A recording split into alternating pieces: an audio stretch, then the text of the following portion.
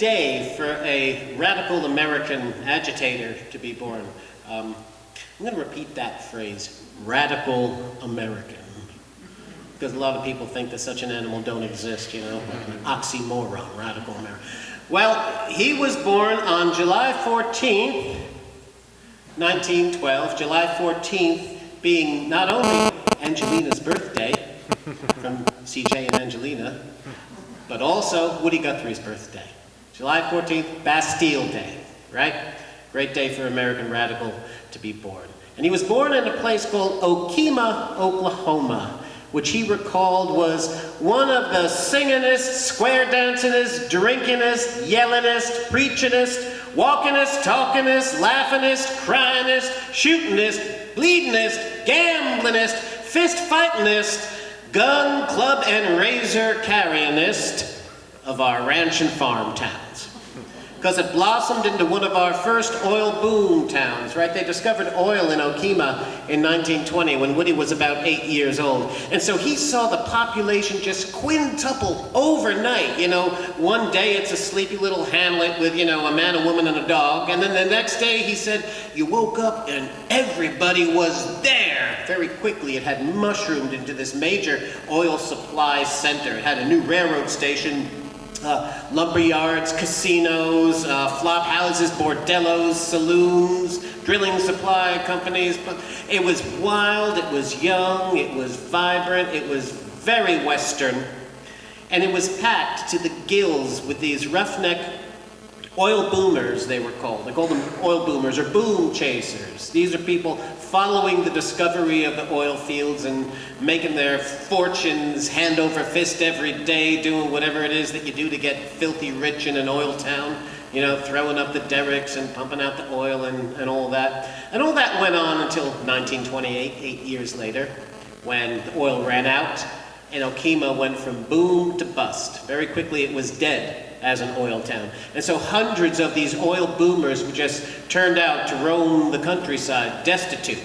So in that respect, Okemah and her children became kind of a prediction or a microcosm of the fate of many more towns and communities across the Southern Plains when the Depression finally kicked in. Hit places like Okemah first. Well, in 1929, the year of the Wall Street crash, after a series of some pretty incredible family tragedies, more than one family deserved to have happen to them. Their family home, the first family home, burns down a month after it's built. The death of Woody's older sister Clara in a coal oil fire. The near fatal burning of his father in yet another fire. And fire dogged Woody to the end. He lost one of his daughters as a toddler, 4 years old, burned to death when a spark from a faulty radio wire caught her little party dress on fire. It was fire that put an end to Woody Guthrie's own guitar playing when he rather foolishly poured kerosene on an already burning campfire. Burned himself from fingertip to armpit. For the rest of the time, he couldn't play guitar, could only strum a mandolin after that. But I suppose of all those early tragedies, the worst would have been the incarceration and the slow death of his mother in the Oklahoma State Mental Asylum. She wasn't crazy. She had the misunderstood and undiagnosed Huntington's disease. Well, after all of those early tragedies, Woody went to join his recuperating father in another boom-to-bust oil town on the Texas Panhandle, a place called Pampa, Texas. He dropped out of high school after 2 years and became a sign painter. Married, had his first 2 children. And then they all waited through the years that carried those black blizzards of dust out and across the Great Plains. This was the worn-out topsoil, tens of thousands of square miles of mismanaged, destroyed farmland.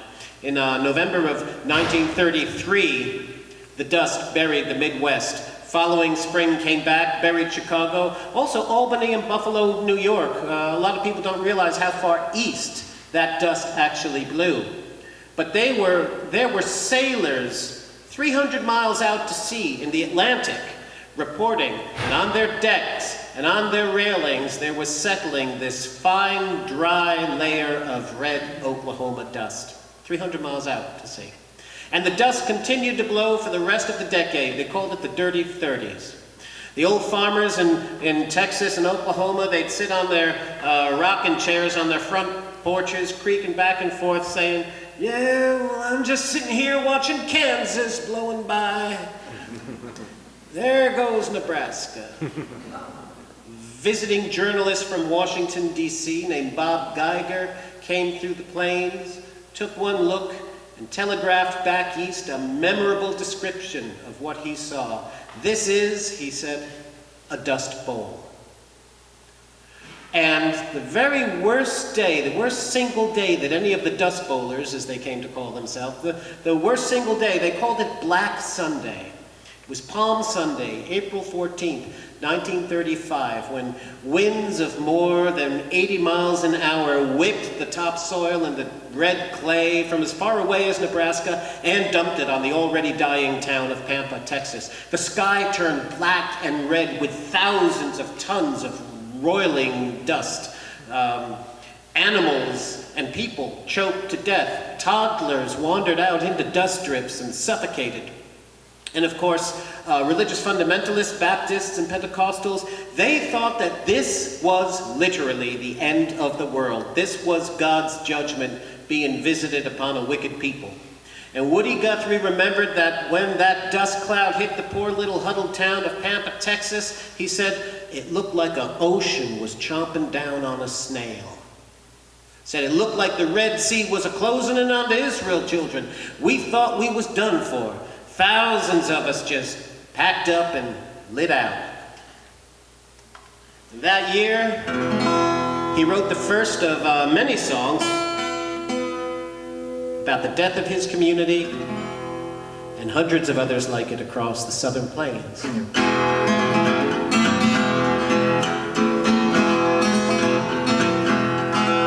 Well, I've sung this song and I'll sing it again about the place that I lived on the West Texas plains in the city of Pampa, county called Gray. Here's what all of the people there'd say. They'd say, so long, it's been good to know you. So long, it's been good to know you. So long, been good to know you. This dusty old dust is getting my home, and I gotta be drifting along. Well, that dust storm had hit, and it hit like thunder. It dusted us over and dusted us under, blocked out the traffic, blocked out the sun. Straight for home, all the people did run, singing so long. Been good to know you, so long. It's been good to know you, so long. Been good to know you. This dusty old dust is getting my home, and I've gotta be drifting along. Now we'd talk of the end of the world, and then we'd sing a song, we'd sing it again, and we'd just sit for an hour and not say a word, till out of the corner these words would be heard. Well, so long, been good to know you. So long, it's been good to know you. So long, been good to know you. This dusty old dust storm's getting my home, and I've gotta be drifting along. Now the sweethearts, they sat in the dark and they sparked. They kissed and they hugged in that dusty old dark. They sighed and they cried, hugged and they kissed. But instead of marriage, they was talking like this. Well, so long, honey, been good to know you. So long, it's been good to know you. So long, been good to know you. This dusty old dust is getting my home, and I gotta be drifting along. Now the telephone rang and it jumped off the wall. That was the preacher making his call. He said, kind friends, this may be the end. You got your last chance at salvation from sin. Well, the churches was jammed, churches was packed. That dusty old dust storm, it blew so black that the preacher could not read a word of his text. So he folded his specs and took up a collection, said, so long, it's been good to know you. So long, it's been good to know you. So long, been good to know you. This dusty old dust is getting my home, and I gotta be drifting along. Well, now that was the dustiest dust storm that ever blowed. Most everybody they took to the road, yeah, they licked down that highway fast as could go, and they all sang these words as they blowed. So long, been good to know you. So long, it's been good to know you. So long, been good to know you. This dusty old dust storm's getting my home, and I gotta be drifting along.